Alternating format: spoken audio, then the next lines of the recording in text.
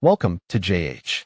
Today we are walking through the VSeeBox V3 Plus setup because apparently reading a paper manual is far too retro for the modern era.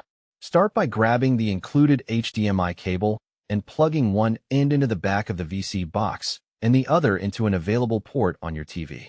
Next, connect the power adapter and plug it into a wall outlet. The device should power on automatically and display a boot screen, assuming your home actually has electricity. Now, let's talk about the remote. Slide open the back and insert two AAA batteries, making sure they are aligned correctly. Putting them in backward is a great way to accomplish absolutely nothing. This remote uses both Bluetooth and IR signals, so pay attention during the pairing steps later unless you enjoy pointing at the TV like a confused caveman.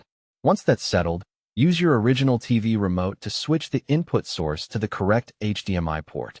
If you see a no signal message, you've probably plugged it into the wrong hole. Try again.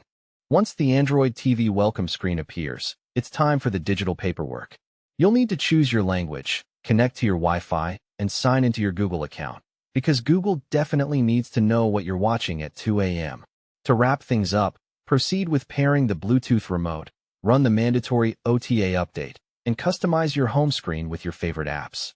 Don't forget to run an internet speed test just to confirm your provider is actually giving you what you pay for. And that is how you successfully set up the VSeeBox V3 Plus.